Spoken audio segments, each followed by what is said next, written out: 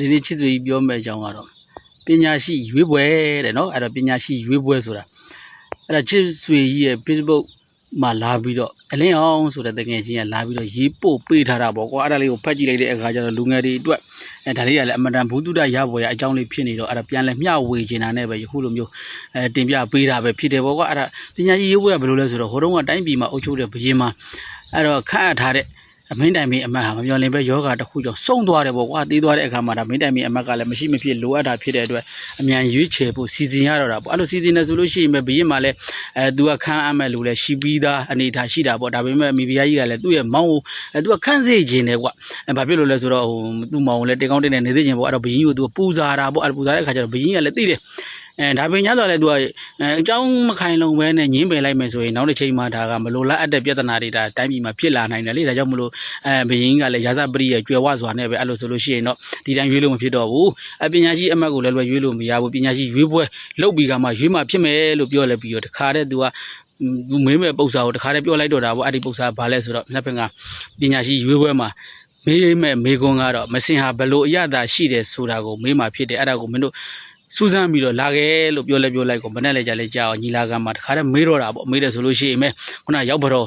့အမလောင်းကတခါတည်းဝမ်းပါအားရနဲ့သူကအရင်ဆုံးထားပြီးတော့ဖြေတော့တာပဲတင်မင်းကြီးတဲ့အရှင်မင်းကြီးပေါ့အဲ့တော့မစင်ဟာအဲ့တော့လက်ဆက်နေတဲ့အချိန်မှာအမတန်ချိုးတဲ့အရာသာရှိပါတယ်ပေါ့အဲ့ဒါနဲ့ဘုရားဟေးအဲ့တော့ဒါပြင်အမောင်ကဘယ်လိုအကြောင်းကိုထောက်ဆပြီးတော့ဒီအကြောင်းအရာကိုသိတာလဲလို့မေးလိုက်ကိုမှန်လားပါမင်းကြီးတဲ့ကျွန်တော်မျိုးဟာ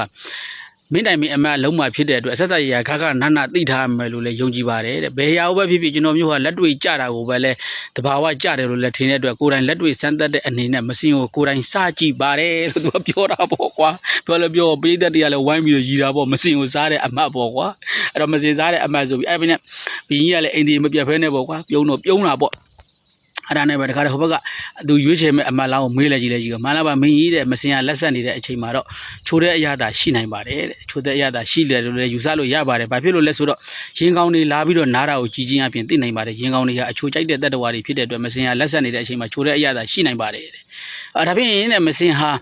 မချောက်မဆိုးအချိန်မှာဘယ်လိုရတာရှိတယ်လဲလို့မေးခွန်းနဲ့ရောက်ဖတ်တော့က तू မသိတော့ဘာဖြစ်လို့ तू လက်ဆက်အချိန်မှာ तू ကစားထားတာဆိုတော့လေအဲ့တော့မဆိုးမချောက်အချိန်ကအရတာကို तू မသိတော့အဲ့ဒါကတော့ပညာရှိအမတ်ကို तू မေးတဲ့အခါကျတော့မှန်လားပါဒီမင်းကြီးတဲ့မဆိုးမချောက်အချိန်မှာတော့မစင်ဟာချင်းတဲ့အရတာရှိပေါ်ရရှိပါတယ်တဲ့ဘာဖြစ်လို့လဲဆိုတော့အဲ့အချိန်မှာဖြုတ်တွေလာပြီးတော့နားပြီးတော့စားနေကြတာကိုကြည်ချင်းအပြင်ဖြုတ်တွေကအချင်းကြိုက်တဲ့တတ္တဝါတွေဖြစ်တဲ့အတွက်မစင်ဟာအဲ့ဒီအချိန်မှာချင်းနိုင်ပါတယ်လို့ဒီလိုမျိုးပြောတယ်အဲ့ဒါနဲ့ပဲတခါဒါဆိုလို့ရှိရင်ကွာတဲ့မစင်ဟာ6သွားတဲ့အချိန်မှာဘလို့အရသာရှိတယ်လဲလို့ထက်လက်ပြီးတော့ကတော့ရောက်ဖတော့ခေါင်းကိုက်ဆိုင်ချပါပြီသူမဖြေနိုင်တော့ဘူးအဲ့ဒါနဲ့ပဲပညာရှိအမတ်လုံးမဲ့သူကတော့ဘာပြောလဲဆိုတော့မစင်ရ6သွားတဲ့အချိန်မှာတော့ခါတဲ့အရာသာရှိနိုင်ပါတယ်တဲ့ဘာဖြစ်လို့လဲဆိုတော့မစင်ကိုကိချေများတွေ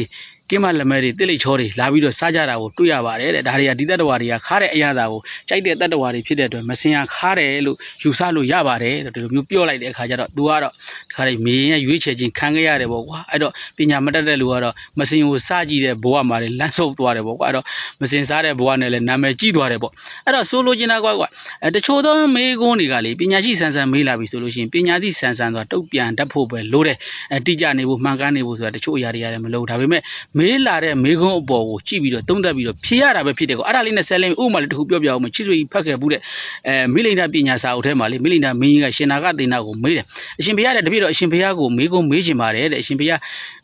ဖြေနိုင်မလားဒီမင်းကြီးမေးပါတဲ့ဖြေနိုင်ပါတယ်တဲ့ဆိုမင်းကြီးကဘာပြောလဲဆိုအရှင်ဘုရားဖြေမေးပြီးပါပြီတဲ့ဆိုရှင်နာကသေနာကလည်းဘာပြန်ပြောလဲဆိုအသင်မင်းကြီးကျုပ်လည်းဖြေပြီးပါပြီတဲ့အဲ့ဒီမှာဘုရင်ကဘာပြောလဲဆိုတော့အရှင်ဘုရားဘာကိုဖြေလိုက်တာပါလဲဘုရားတဲ့ဆိုအဲ့ဒါနဲ့ပဲရှင်နာကသေနာကလည်းဘုရင်ပြန်ပြီးတယ်အသင်မင်းကြီးကရောဘာကိုမေးတာပါလဲမင်းကြီးဒါလေးတွေကခုနကပြောပညာရှိအချင်းချင်းပြောတဲ့စကားပညာရှိရှင်းချင်းပြောတဲ့မေးခွန်းတွေစကားတွေဆိုတာလေဘုဒ္ဓအရာပညာအရာမှာပြည့်စုံတဲ့သူတွေမှ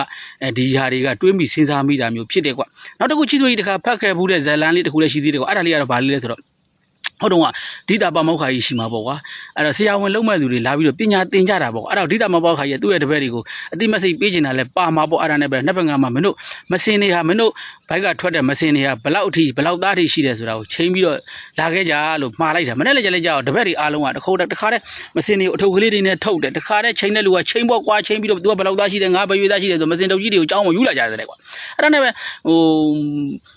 တယောက်တော့သူကတော့ပါမလာဘူးတဲ့အဲ့ဒါမင်းကဘယ်လောက်သားရှိတယ်လို့မေးတော့သူကဘယ်ရွေ့ဘယ်များသားရှိတယ်ပေါ့ဟဲ့မင်းတမရတွေကျတော့အထုပ်တွေနဲ့ထုတ်လာတယ်မင်းကျတော့ဘာဖြစ်လို့ပါမလာတာလဲဘာဖြစ်လို့ယူမလာတာလဲလို့မေးတဲ့ခါကျတော့အဲ့တော့ဆရာကြီးခင်ဗျားတဲ့ယူလာစရာမလိုပါဘူးတဲ့ကျွန်တော်ဟာအိမ်သာမတက်ခင်မှာကျွန်တော်ရဲ့ခန္ဓာကိုယ်တစ်ခါချိန်ကြည့်ပါတယ်တဲ့အိမ်သာစင်းတဲ့အခါမှာကျွန်တော်ရဲ့ခန္ဓာကိုယ်တစ်ခါချိန်ကြည့်ပါတယ်တဲ့အဲ့တော့ဒီတက်တဲ့အချိန်မှာချိန်တာနဲ့ဆင်းတဲ့အချိန်မှာချိန်တဲ့အချိန်တစ်ခုရဲ့ကွာဟမှုကကျွန်တော်ရဲ့မစင်ပါပဲလို့သူကပြောလိုက်ကောဒါသူ့ရဲ့အဖြစ်မှန်းနေတာပေါ့အဲ့ချိန်မှာခုနဒေတာပါမောက်ခါကြီးကသူ့ကိုအမှတ်ပြပေးလိုက်တယ်ပေါ့ကွာကျန်တဲ့လူတွေကလည်းသူ့ကိုကြည့်ပြီးအော်လည်းပြီးတော့သူတို့ရဲ့ဉာဏ်ပြည့်မှုတွေကိုလည်းတွေ့ရှိရပြီသူတို့လည်းရှက်တော့တာပေါ့ကွာအဲ့တော့ဘာပဲဖြစ်ကွာပညာမတတ်တဲ့လူတွေပညာကြီးမယ်လည်းမရဘူးကွာဘုသူတ္တလည်းရှိဖို့လည်းလိုတယ်လေအဲ့တော့ပညာကိုဘုသူတ္တကအုပ်ချုပ်ပါတယ်ဒါကြောင့်မလို့ပညာနဲ့ဘုသူတ္တမရှိတဲ့လူကလူပုံလည်းမမျက်နှာငယ်ရပါတယ်ခုနကလိုမစင်ကိုစားရတဲ့အဖြစ်မျိုးတွေနဲ့လည်းကြုံရတတ်ပါတယ်ဒါကြောင့်မလို့ကိုညီလေးတွေဟာလေကိုညီမလေးတွေဟာလေပြောမှဆိုလို့ရှိရင်တော့ပညာကောဘုသူတ္တရောကိုဖြည့်တင်းကြပါဖြည့်ဆွဲကြပါလို့ချစ်ဆွေကြီးကဒါလေးနဲ့လာပြီးတော့အကြံပြုတင်ပြခြင်းဖြစ်ပါတယ်နော်